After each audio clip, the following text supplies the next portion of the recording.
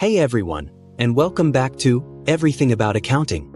After diving into the major financial statements, let's zoom in on a fundamental concept that drives them all: revenue.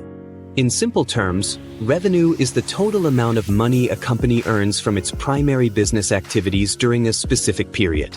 It's the income generated from selling goods or services to customers. You might also hear it referred to as sales or turnover.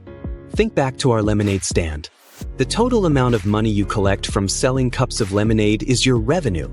It's the money flowing into your business from your main activity. Revenue is usually the very first line item on the income statement, often referred to as the top line. From this starting point, various expenses are deducted to eventually arrive at the company's profit. It's important to distinguish between revenue and profit.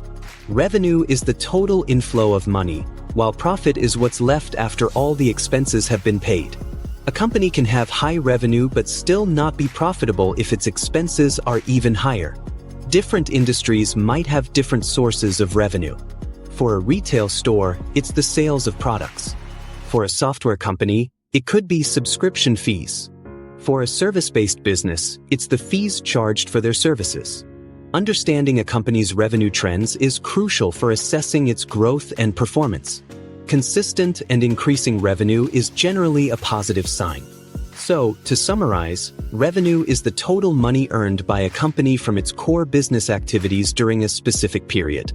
It's the starting point for calculating a company's profitability. There you have it, revenue explained in under 90 seconds. Are you finding these term explanations helpful? Let me know in the comments. And don't forget to subscribe for more quick and easy accounting lessons. What aspect of revenue or another term should we explore next?